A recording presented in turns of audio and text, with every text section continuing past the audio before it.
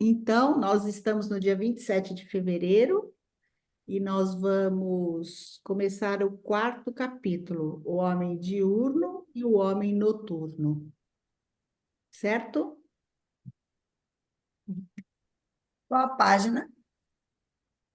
Na página, Cris, que 47, Dorinha, no novo. Na edição anterior, não sei. na edição anterior é 46. Então, vamos lá. Bom dia, hoje é o aniversário de Steiner, né? Sim, hoje é aniversário do... Ah, Nós já lembramos disso. desculpa que eu cheguei atrasada. Muito bem, então vamos lá. Todos nós já estamos familiarizados com a existência do conflito entre as necessidades do nosso próprio ser natural, formado pela hereditariedade e pela educação, e do nosso segundo ser interior, que tem ideais, estabelece metas e julga as ações de cada um, segundo normas internas.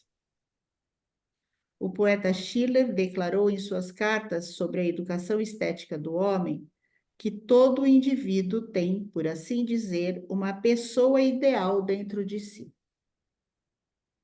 Assemelhar-se a essa pessoa ideal é a mais difícil tarefa da vida. Para a cultura atual, esse é o típico enunciado de um idealismo romântico, pois o chamado homem superior é para muitos o produto artificial de uma ética obsoleta e a causa de desnecessários conflitos internos e de várias neuroses típicas de nossa civilização. Muitas pessoas consideram a indulgência com relação aos desejos e impulsos do primeiro homem natural uma boa terapia aos danos causados por qualquer consciência social. Várias formas populares de terapia de grupo giram em torno disso. Aqueles que, entretanto, não rejeitam imediatamente a possibilidade da existência de um segundo homem, podem, com seus próprios olhos, assistir ao nascimento desse homem mediante a observação objetiva do desenvolvimento da criança, a adolescência e a idade adulta. Logo que a criança aprende a dizer eu, por volta dos 2 anos e meio de idade, e vivencia essa primeira consciência do eu, o segundo homem anuncia-se. Por volta do 10º ano, uma intensa experiência do eu é acrescida, preenchendo a vida emocional de tal modo que a criança reage contra o ambiente. Nos anos seguintes, sentimentos de solidão e dúvida são vivenciados. Isso significa incerteza a respeito da legitimidade do ser humano hereditário, incerteza que frequentemente se expressa no fato de a pessoa questionar se realmente é filho de seus assim chamados pais. Todo mundo vivenciou isso de alguma forma, né?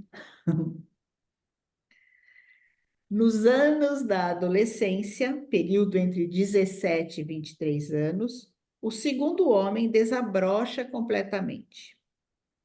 O jovem desperta em maior ou menor grau em sua consciência esta questão. Aqui estou eu, com certas tendências hereditárias e um tanto condicionado pela cultura em que vivo. As primeiras são evidentes em minha constituição, temperamento e caráter, e os condicionamentos nos diplomas que obtive. Isso é dado concreto que eu não posso negar. Certas coisas eu posso fazer, outras não. Mas o que devo fazer com esses dons? Continuar minha educação? Procurar um trabalho? Explorar o mundo? Ou talvez esperar pelo que a vida me trará? Questões como essas, em geral, não são formuladas conscientemente, mas são expressas sob a forma de protesto. O adolescente começa a reagir contra seus pais, contra a educação, contra a escola, contra a sociedade e etc. Essas são questões existenciais que, a partir da adolescência, tornam-se parte da vida. Elas afloram a consciência como uma voz interior e exigem que cada um viva a própria vida segundo seus próprios objetivos, suas próprias normas, sua própria consciência, frequentemente contrariando as próprias aptidões e a educação, pois a voz interior, que fala tão claramente por volta dos 19 anos, é a voz do próprio eu superior, que é o portador de um impulso em direção ao futuro. Tudo que foi desenvolvido até então torna-se velho, surgindo fora do karma de vidas anteriores. Agora irrompe o eu que nesta vida quer adicionar algo novo, através da ruptura. É o novo que dá sentido à vida atual. Um comentário deve ser feito aqui. Nossa cultura ocidental cindiu-se em duas correntes por volta do ano de 1700. Os primeiros representantes dessas duas correntes foram dois contemporâneos, Locke e Leibniz. O inglês John Locke, 1632-1704, médico e teólogo, fugiu durante as guerras religiosas inglesas para a Holanda e lá escreveu seu mundialmente famoso Ensaio sobre a Compreensão Humana.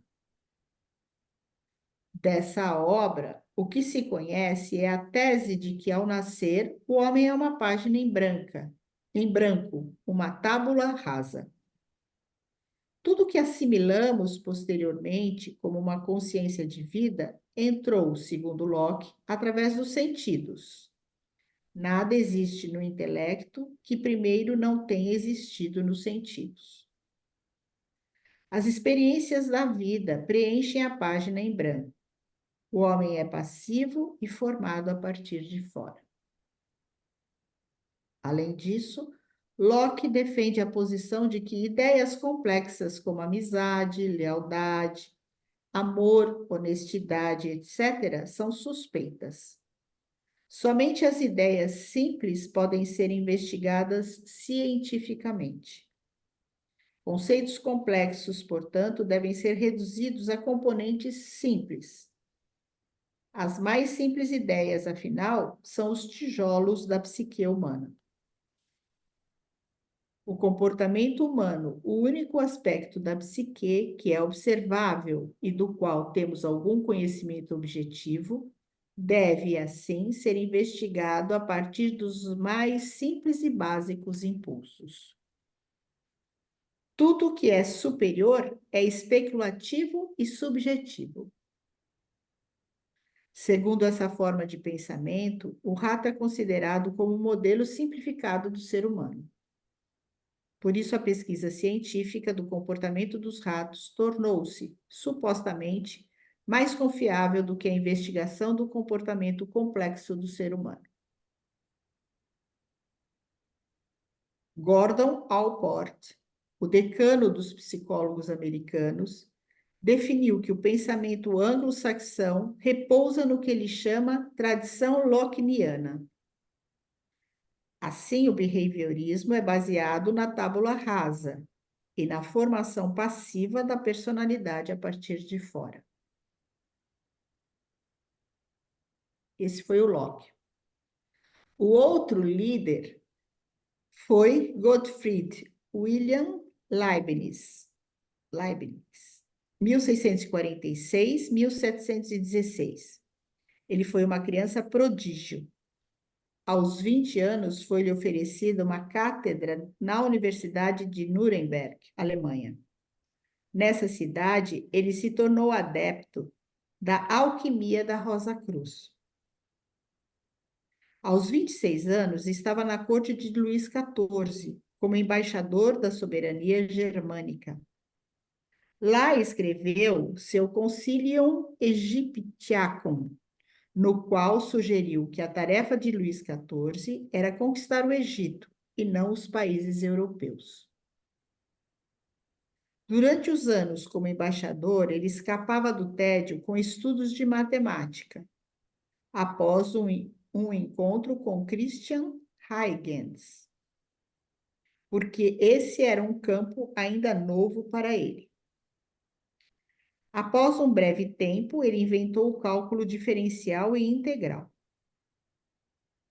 Quando Leibniz leu o ensaio de Locke, imediatamente escreveu uma réplica. Nouveau essai sur l'entendement humain, no qual ele expressa sua visão do ser humano. Segundo Leibniz, o homem é motivado ativamente por sua mônada central, sua personalidade. A observação já é um processo ativo, individual, que ocorre de maneira diferente a cada pessoa em certas situações. O homem é um ser que vive em direção ao futuro, sempre a caminho, ou, como Allport expressou mais tarde, sempre vindo a ser. Para Leibniz, o chamado mundo não é material, mas consiste em espírito condensado, conglomerações que chamou de mônadas.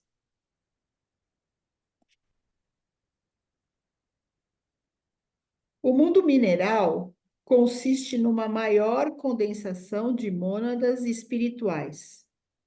Estas, portanto, apresentam um profundo estado de inconsciência semelhante ao transe. A vida no mundo vegetal consiste em mônadas menos condensadas, adormecidas, porém mais ativas. As mônadas do reino animal estão em estado de sonho, no qual a consciência começa a despontar.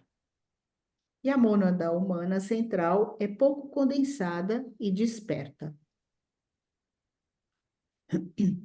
O homem tem a tarefa de elevar essa consciência natural a um grau tal que, na hora de sua morte, possa dissolvê-la na consciência divina. Dessa forma, para Leibniz, o homem tinha uma tarefa nobre que ele poderia cumprir ou negligenciar. Allport salientou que o pensamento europeu adotou por muito tempo essa imagem ativa do homem. Após a Segunda Guerra Mundial, entretanto, por se venerar tudo o que vinha da América, a tradição de Locke passou a predominar também na Europa e agora domina a educação, as ciências humanas e a medicina. Frankl mostrou que essa tradição é um caso de cegueira seletiva.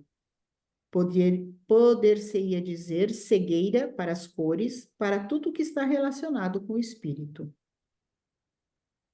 De maneira extrema e de uma forma popularizada, essa limitada imagem do homem é descrita em O Macaco Nu, por Desmond Morris.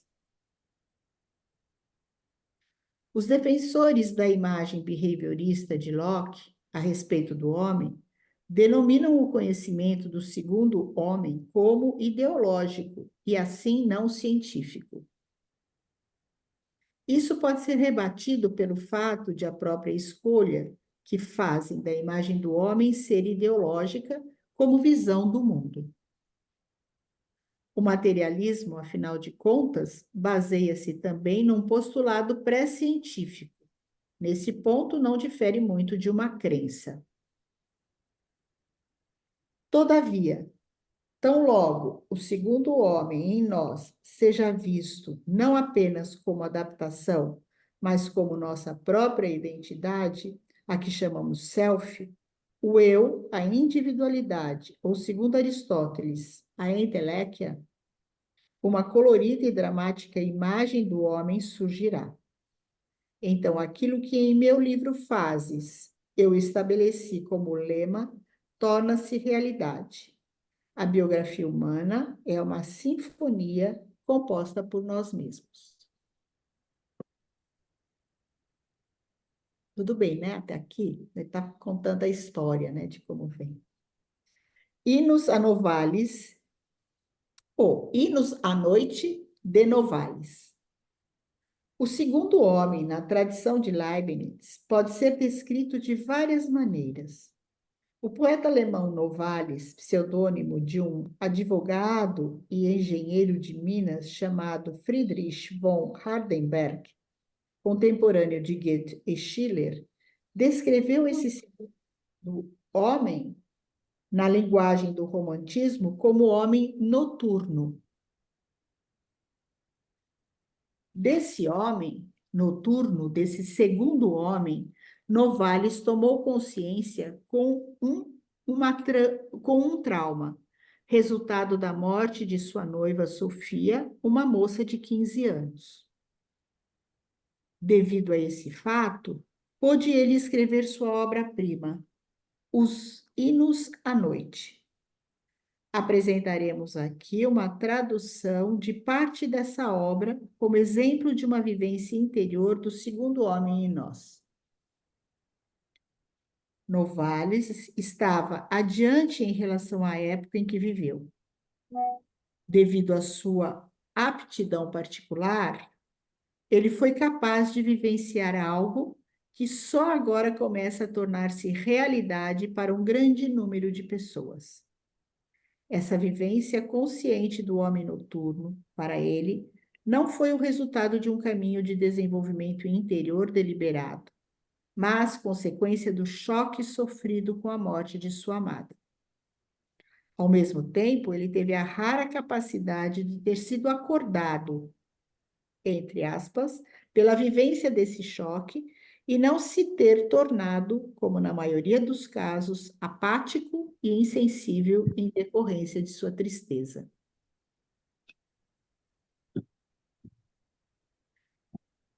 Precedendo a tradução, algumas anotações a respeito da vida de Novalis e a criação dos...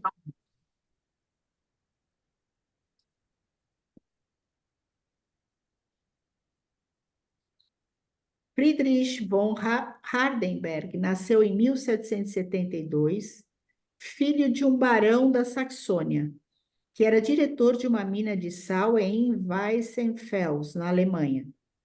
Alguns anos antes, após a morte da primeira esposa, o pai tornara-se membro da Irmandade Herrnhuter, um grupo muito devoto e piedoso.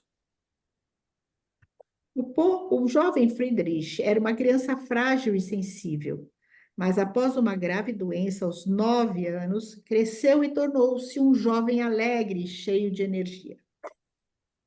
Teve uma educação clássica num ginásio e depois estudou direito em Jena, uma famosa universidade alemã na época.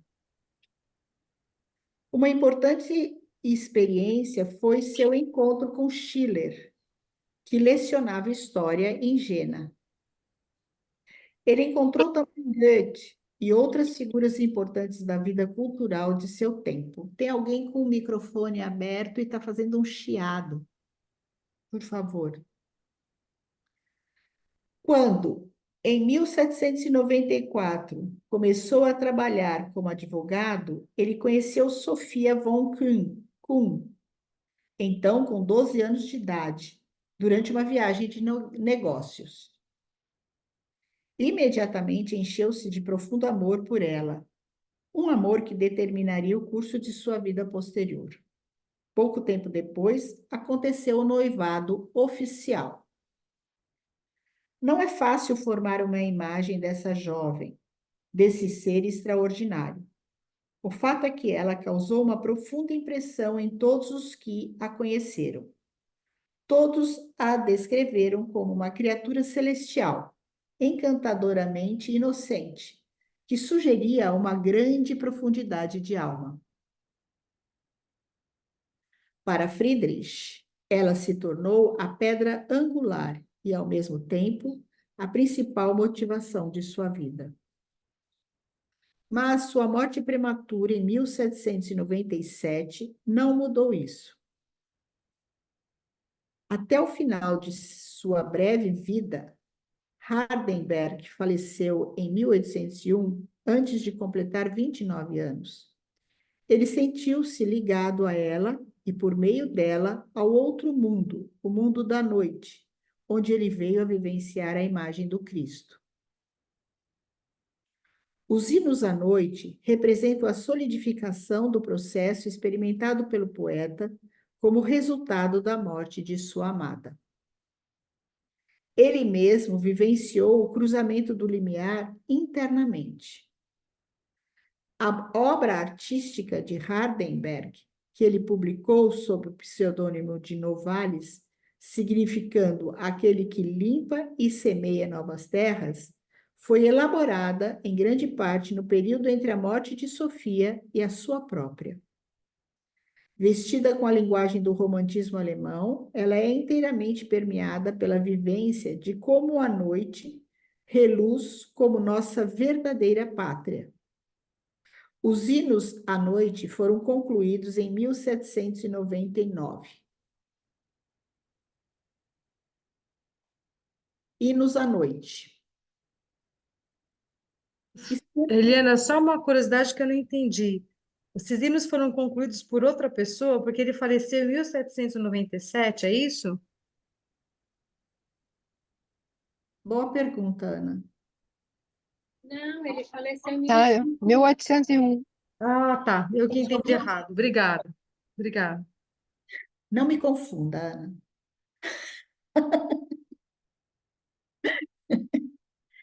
Hinos à noite. Que ser vivente, dotado de sentido, não ama, antes de todas as manifestações do milagre, no espaço imenso à sua volta, a luz que tudo anima? Com suas cores, seus raios e ondas, sua suave onipresença no dia que desponta? Como o sopro mais íntimo da vida aspira a luz, o universo gigante de astros incansáveis que flutuam dançando no azul de seu fluxo. Respiram-na a pedra cintilante em eterno repouso e a planta pensativa sedenta de seiva e o selvagem ardente, multiforme animal, mas, sobretudo, o magnífico estrangeiro de olhos meditativos e a marcha flutuante, os lábios entreabertos, frementes de canto. Como monarca da terrestre natureza, ela convoca cada força para metamorfoses sem fim. Ata e desata alianças sem conta. Envolve com sua imagem celeste todo ser sobre a terra.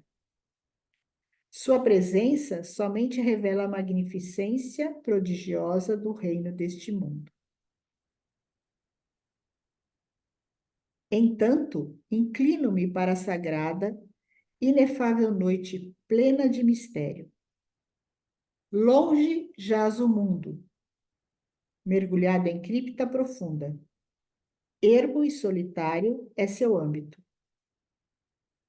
Nas fibras do peito vibra funda melancolia. Nas gotas de orvalho quero afundar e nas cinzas fundir-me. As lonjuras da lembrança, aspirações da juventude, sonhos de infância, breves prazeres de toda uma vida e perdidas esperanças se acercam, em cinzentas vestes como as sombras do crepúsculo após o sol poente. Em outras paragens, foi que a luz fulgiu com suas tendas de alegria. Não haveria ela de voltar às suas crianças que aguardam seu retorno com a fé da inocência? Que súbito me brota, tão pleno de anseio, do fundo do peito e sorve o suave ar da melancolia? Também és benevolente para nós, escura noite, que detens sob teu manto, que com invisível força penetra-me a alma? Doce bálsamo goteja da tua mão, como do ramo da papoula. e as asas pesadas da alma desatas. E eis que obscura e inebriante a emoção nos arrebata. Com temor e alegria, contemplo a grave fisionomia curvar-se sobre mim, piedosa e branda, e entre o emaranhado dos fios infinitos é a juventude adorada da mãe que me revela. Quão pobre e pueril se me apresenta a luz agora! Quão voluptuosa e bendita me é a despedida do dia! Somente porque a noite afasta de ti seus seguidores, semeaste nos campos do espaço as luminosas esferas, para que proclamada fosse a tua onipotência, teu retorno, nos tempos de teu afastamento. Porém, mais sagradas que as estrelas reluzentes são os olhos infinitos da noite abertos sobre nós. Eles vêm mais longe que os olhos pálidos das incontáveis legiões, prescindindo da luz, eles sondam as entranhas da alma amante, o que enche de volúpia indizível o espaço mais sublime. Glória à Rainha do Universo, Altíssima Anunciadora dos reinos mais santos, protetora do amor venturoso. Ela para mim te envia, terna amada, adorado sol da noite. Súbito vem-me a consciência, pois sou teu e meu. Tu me revelaste a noite como fonte de vida e de mim fizeste homem. Que a chama do Espírito devore meu corpo e então, como aérea substância, eu possa em ti mais intimamente me dissolver e assim seja eterna a nossa noite de núpcias. Romântico, não? É bem romântico mesmo. 1800, né? É. É o romantismo. É. Há que sempre retornar amanhã? Nunca findará o poder terrestre? Fatal atividade consome o divino advento da noite.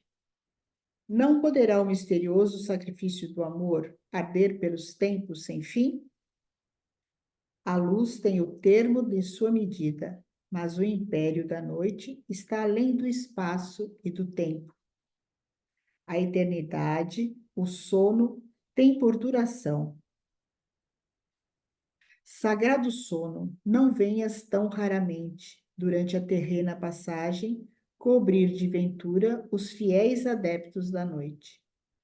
Somente os tolos te ignoram e não sabem de outro sono, senão as sombras que tu projetas misericordiamente sobre nós no crepúsculo da noite autêntica. Eles não te sentem no áureo fluxo das uvas, na seiva miraculosa da amendoeira e no pardo sumo da papoula.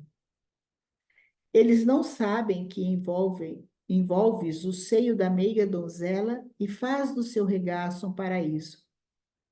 Eles não pressentem que das profundezas das lendas ancestrais, tu vens ao nosso encontro para revelar o céu e nos mostrar a chave das mansões da beatitude, silencioso mensageiro de infinitos mistérios.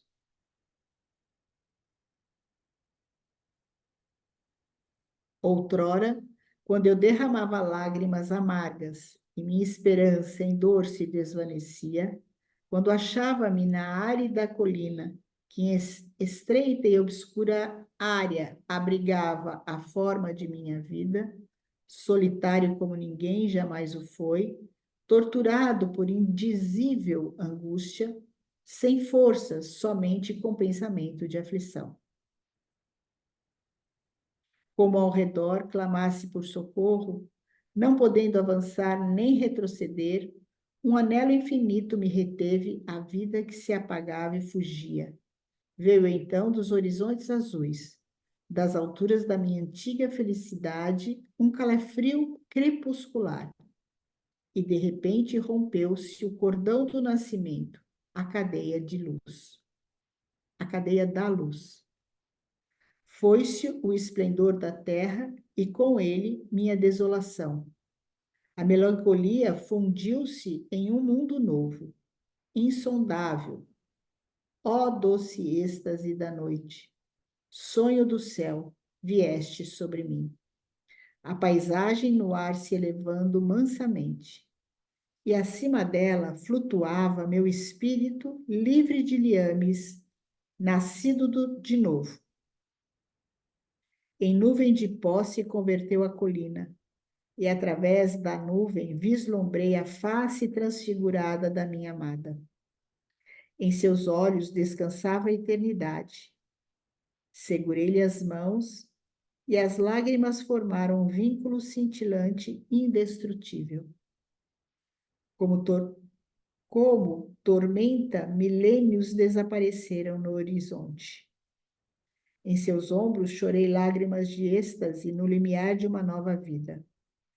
Foi o primeiro, o sonho único, e desde então eu sinto eterna, invulnerável, fé no céu da noite e na sua luz, a bem-amada.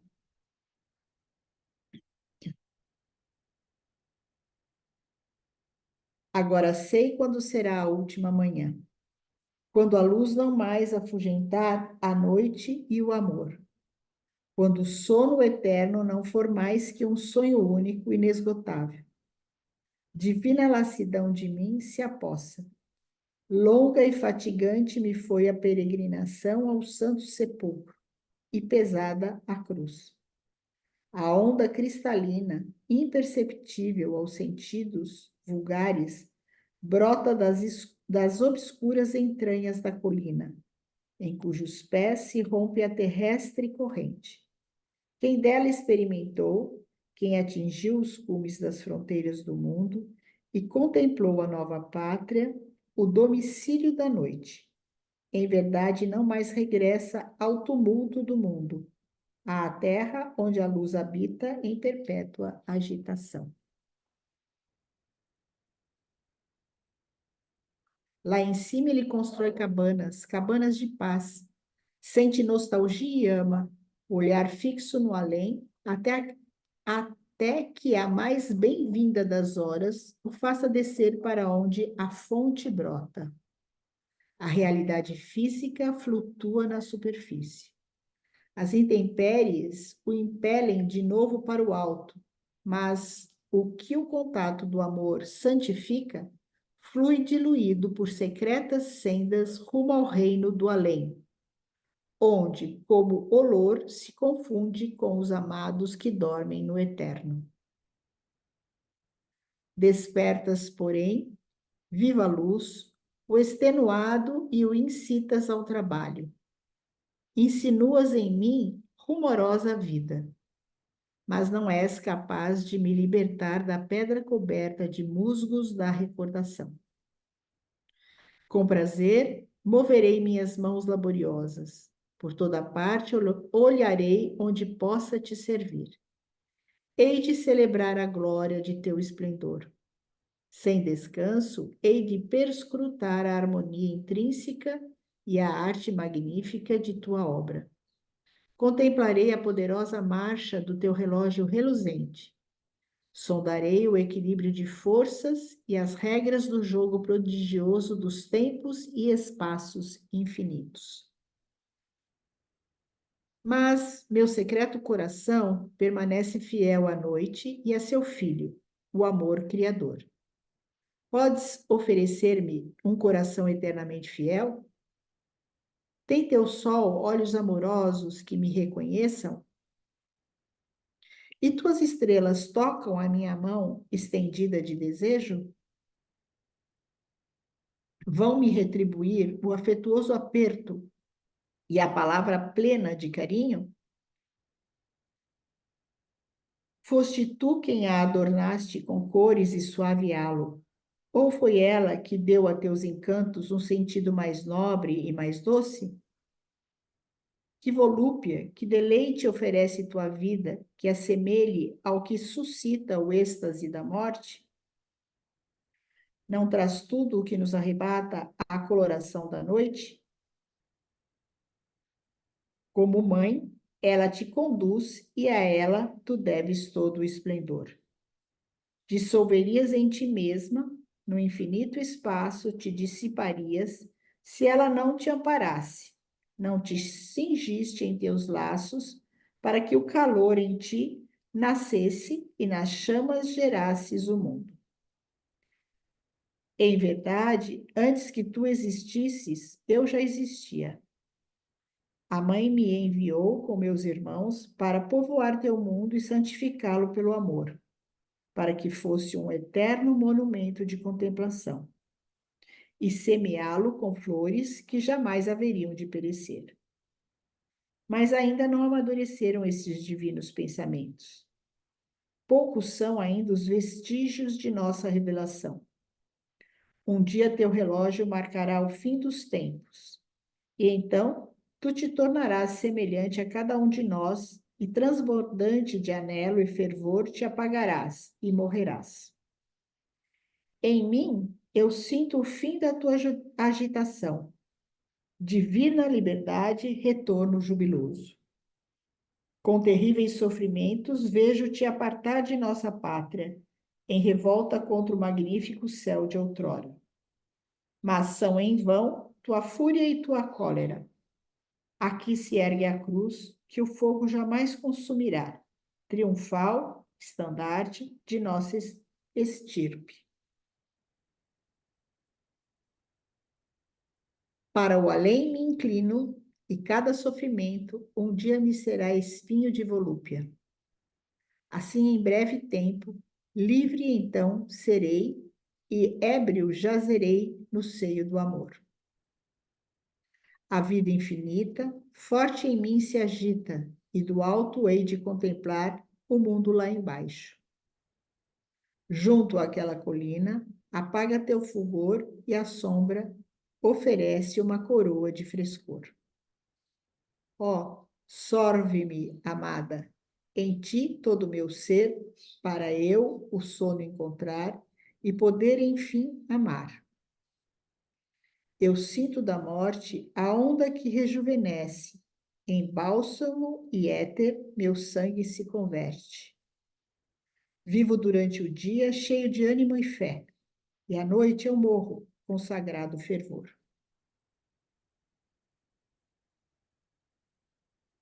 Com estas últimas palavras, eu sinto da morte a onda que rejuvenesce, em bálsamo e éter meu sangue se converte. Novalis expressou seu propósito total diante da vida. Ao cruzar o limiar junto ao túmulo de sua amada, ele fez sua iniciação. Desse momento em diante, a vida da noite para ele apresenta-se durante o dia. Os hinos à noite são mais do que uma expressão autobiográfica. São, ao mesmo tempo, uma documentação do desenvolvimento da humanidade, uma visão do futuro. O que a vida proporciona a Novalis e o que ele subsequentemente assimila, o homem moderno precisa incorporar conscientemente à sua biografia. A dupla percepção de uma vida diurna e uma vida da noite, conectada a uma postura corajosa diante dos tormentos da vida.